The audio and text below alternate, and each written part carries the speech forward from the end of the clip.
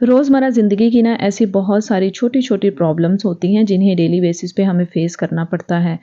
या वो प्रॉब्लम्स चाहे वो हमारी क्लीनिंग से रिलेटेड हों, चाहे हमारी ऑर्गेनाइज़ेशन से रिलेटेड हों, चाहे और बहुत सारी ऐसी प्रॉब्लम्स होती हैं ना जिन्हें बाज़-औक़ात हमें करने की समझ नहीं आ रही होती और हम ना उसकी समझ ना आने की वज़ह से ना उस काम को वक़्ती तौर पर छोड़ देते हैं। आज उन्हीं प्रॉब्लम्स का हल आप लोगों के साथ मैं शेयर करूँगी। तो सबसे पहला ये है कि ये जो हमारे कोम होती है ना, लेसिस वाली कोम हो गई या दूसरी कोम हो गई या ब्रशेज़ वग़ैरह हो गए ना, ये हम यूज़ के बाद बहुत ज़्यादा गंदे हो जाते हैं। तो इनकी क्लीनिंग आप किस तरह से ईज़िली कर सकते हैं, तो वो आप लोगों के साथ मैं यहाँ पर शेयर करूँगी। तो आपने एज़ इट इज़ इसको फ़ॉलो करना है, आपको कुछ भी नहीं करना पड़ेगा, आपके कोम वग़ैरह जो हैं खुद ब खुद इंशाल्लाह बेहतरीन साफ़ हो जाएँगे। अच्छा, इसके लिए ना आप लोगों को चाहिए है जी थोड़ा-सा पानी, वार्म वाटर हो जाए, तो थोड़ा-सा ही हो बस, इतना ज़्यादा पकता हुआ पानी भी हम नहीं लेंगे। इसके अंदर 1 चम्मच शैम्पू डालिए और थोड़ा-सा आप इसमें डिटॉल डाल लीजिए। मैं डिटॉल रेड वाला यूज़ कर रही हूँ, अगर आपके पास दूसरा है आप वो भी डाल सकते हैं। जर्म्स के लिए बेस्ट है डिटॉल, डिटॉल लाज़मी इसमें डाल लीजिएगा। उसके बाद ना आप इसमें कोम वग़ैरह डाल के ना थोड़ी देर के लिए इसको रख सकते हैं। तो ये बर्तन मेरे इस्तेमाल में नहीं था, तो इस वजह से मैंने इसमें कोम वगैरह वॉश कर लिया। या कोई भी ऐसी क्लीनिंग की चीज़ होती है ना, तो फिर मैं इस तरह से इस वाले बर्तन में ना वॉश कर लेती हूँ। अभी बहुत सारे लोग ये देख के कहेंगे कि ये तो किचन का बर्तन है, आप कोम वगैरह के लिए इसे यूज़ कर रहे हैं। तो ये मेरे इस्तेमाल में नहीं था। तो अब मुझे कोई कमेंट ना करे कि ये आप किचन का जो बर्तन है वो इस तरीके से यूज़ कर रही हैं।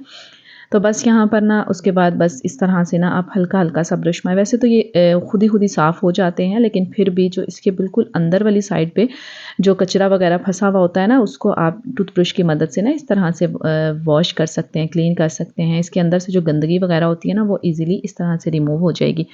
तो आप कोम को ना महीने में 1 दफ़ा इस तरीके से लाज़मी वॉश किया करें। इससे जर्म्स वगैरह जो हैं वो ख़त्म हो जाते हैं और आपके जो कोम वगैरह हैं वो बिल्कुल नीट एंड क्लीन हो जाएँगे। तो आप देख सकते हैं कि बिल्कुल न्यू, जैसे अब अभी-अभी मार्केट से बाय करके लाए ना, तो उस तरह की सिचुएशन इन सब कोम की हो गई है। अच्छा, उसके बाद हमारे किचन में जो दूसरा बड़ा मसला होता है ना, ये लेटर्स और जो हमारी छोटी-छोटी माचिस वगैरह होती है ना, उनको हम रखते हैं, तो जब हम इनको यूज़ करने की कोशिश करते हैं, लिटरली हमें मिलती नहीं है। तो इस तरीके से ना ये शैम्पू की बॉटल्स वगैरह होती हैं, आप इनको ना कोई प्यारी सी शेप में कट कर लीजिए। पहले तो इनके स्टिकर्स इज़िली रिमूव हो जाते हैं। स्टिकर रिमूव करके ना कोई किसी भी शेप में, जो शेप आप चाहें उसमें आप कट कर सकते हैं। अच्छा, मैंने इस शेप में इसको कट कर लिया है। अब ये बेहतरीन एक ऑर्गेनाइज़र बन गया है। अब जो मेरी माचिस हैं और लाइटर वगैरह है ना, उसको मैं तरीके से ना इसके अंदर रख दूँगी और मुझे मतलब ढूँढने का भी कोई ख़ास झंझट नहीं होगा। तो ईज़िली जब मुझे यूज़ में लाना होगा तो मैं यहाँ से निकाल के यूज़ करूँगी, दोबारा इसी के अंदर रख दूँगी। ख़ास तौर पे ना हम जो माचिस यूज़ करते हैं ना, उसकी जो जली हुई कह लीजिए स्टिक्स होती हैं ना, वो हम इधर-उधर शेल्फ़ पे गिरा देते हैं, जो कि बहुत बुरी लगती हैं। तो अब मैं इसको चूल्हे के ऊपर डबल टेप से ना इस तरह से चिपका के चूल्हे के ऊपर वाली साइड पे इस तरह लगा के ना, इसके अंदर अब मैं लाइटर्स और माचिस जो भी मुझे होगा ना, मैं इसके अंदर रख दूँगी। इवन कि मैं जो जली हुई मेरी स्टिक्स होती हैं ना, माचिस की जो स्टिक्स होती हैं छोटी-छोटी, वो भी जली हुई मैं इसके अंदर डाल दूँगी। फिर बाद में जब आप क्लीनिंग करते हैं तो वो स्टिक्स निकाल के आप डस्टबिन में फेंक सकते हैं। तो ये तरीका बहुत ज़बरदस्त है, आप लोग इसको ज़रूर ट्राई कीजिएगा।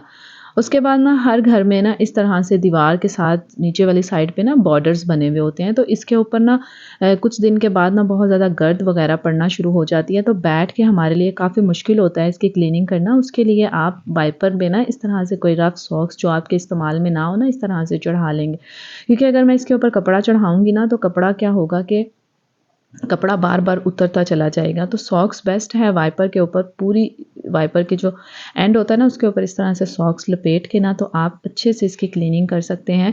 तो मैंने इस तरह से सॉक्स इसके ऊपर चढ़ा ली थी, ये सॉक्स मेरे इस्तेमाल में नहीं थी। अब इसकी मदद से ना आप इस तरह से बहुत ईज़िली खड़े-खड़े बैठने की भी ज़रूरत नहीं है आपको। बैठ के फिर उठना मतलब एक थोड़ा मुश्किल काम लगता है और इसमें बंदा थक भी जाता है। तो बस इस तरह से ये जो एक बॉर्डर सा बना हुआ होता है ना हमारा, तो इस तरीके से आप इसकी सफाई कर सकते हैं। मैंने ना यकीन कीजिए इस तरीके से ना पूरे घर की सफाई कर ली और इजीली मुझे कर ली थी, कोई इतनी ज़्यादा मुझे इसके लिए एफ़र्ट नहीं करना पड़ी थी और अच्छे से जो थी उसकी क्लीनिंग हो गई थी। अच्छा, अब कुछ लोग क्या करते हैं कि इसको गीला कर लेते हैं। आपने गीला नहीं करना, आपने ड्राई सॉक्स से इसकी गर्द वगैरह जो है उसको रिमूव करना है। जब आप इसको गीला कर लेंगे, उससे क्या होगा कि गंदगी वही वाला जो गर्द होगा ना, गीले होने की वजह से ना मज़ीद गंदा कर देगा इस चीज़ को। तो आपने ड्राई ही इसको मारना है, अच्छे से इसकी क्लीनिंग हो जाएगी।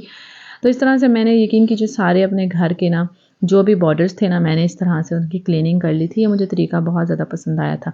अच्छा, इसी तरीके को ना आप यूज़ करके अपने फ़ैन्स वग़ैरह की भी क्लीनिंग कर सकते हैं, क्योंकि पंखे बगैर किसी स्टूल के या बगैर किसी सपोर्ट के तो आप सफाई नहीं कर सकते। तो आप इसी तरीके से ना, बेशक आप फ़र्श पे खड़े होके वाइपर के ऊपर इस तरह से सॉक चढ़ा के, ताकि बार-बार ना उतरे, तो पंखे की भी क्लीनिंग कर सकते हैं। तो मैं तो इसी तरह से, अगर जिस दिन मैंने बॉर्डर्स वगैरह की सफाई करनी होती है ना, उस दिन फिर मैं फ़ैन की भी क्लीनिंग कर लेती हूँ। तो फ़ैन की जो ऊपर वाला हिस्सा, नीचे वाला तो मतलब ये नीचे वाला जो होता है ना, इसकी तो हम अच्छे से सफाई खुद ब खुद कर लेते हैं या हो भी जाती है। जो ऊपर वाला होता है ना, उसको थोड़ा-सा करना थोड़ा मुश्किल होता है। तो उसके लिए ये तरीका ज़रूर आप लोग ट्राई कीजिएगा। उससे क्या होगा कि आपके ऊपर वाले जो पर होते हैं ना, उसके ऊपर बहुत ज़्यादा मट्टी होती है। तो अगर आप इस सॉक्स की वाइपर के ऊपर सॉक चढ़ा के इस तरह से इसकी क्लीनिंग करेंगे, तो ये देखिए ईज़िली जो भी ऊपर गर्द है वो आसानी से इस वाइपर की सॉक्स के साथ आ जाएगी। तो आप लोग भी इस तरीके से ना अपने फ़ैन्स वगैरह को नीट एंड क्लीन कर सकते हैं। बाज़ औक़ात हमें कुछ करने की समझ नहीं आ रही होती तो छोड़ देते हैं, हम नहीं कर पाते। तो आप ना ईज़िली बेशक फ्लोर पे ही खड़े होके ना अपने पंखे की सफाई इस तरह से कर सकते हैं। अच्छा, प्रीवियस वीडियो में ना मैंने एक वीडियो पोस्ट की थी जिसमें ना मैं इस तरह से दूध के ऊपर से ना मलाई उतार रही थी, और बहुत सारे लोगों ने मुझे कमेंट्स किए थे कि आप इतनी मोटी लेयर मलाई की किस तरह से आपके दूध के ऊपर आ जाती है, हमारे दूध के ऊपर नहीं आती है। तो काइंडली आप क्या करती हैं कि आप माशाल्लाह से इतनी मोटी लेयर उतारती हैं। तो मैंने तब भी आप लोगों से ये डिस्कस किया था, तब भी मैंने आप लोगों को ये बताया था कि आप लोग किस तरीके से इस तरह से मलाई की मोटी सी लेयर जो है दूध के ऊपर आया, आप उसके लिए क्या कर सकती हैं, दूध को उबाल दिलाने के बाद ना 15 से 20 मिनट के लिए हल्की आंच पे इसको पकने दें। ठीक है, आप लोग क्या करते हैं कि उबाल आने के फ़ौरन बाद आप दूध को उतार देती हैं, और फिर जब दूध थोड़ा सा ठंडा होता है ना, हल्की सी लेयर मलाई की आती है, आप उसी को उतार लेते हैं। नहीं, इसको 15 मिनट के लिए इसको लो फ्लेम के ऊपर हल्की हल्की आंच पे पकने दें। उससे दूध आपका थोड़ा सा गाढ़ा भी हो जाएगा और मोटी मलाई की तय भी आ जाएगी। उसके बाद फ़ौरन से मत उतारें, इसको ओवरनाइट के लिए फ्रिज में रख दें। नेक्स्ट डे जब आप ब्रेकफास्ट बनाएं ना, तो तब आप इस तरह से ना इसके ऊपर से मलाई वगैरह उतार सकती हैं, क्योंकि आप फ़ौरन से उतारती हैं तो इतनी ज़्यादा मोटी मलाई की तय आपके ऊपर नहीं, दूध के ऊपर नहीं आती है। तो मैं इस तरह से उतार के ना 15 दिन के अंदर ही ना माशाल्लाह से मलाई इकट्ठी करती हूँ, काफ़ी ज़्यादा टिफ़िन मेरा भर जाता है। तो फिर मैं ना इससे देसी घी बना लेती हूँ।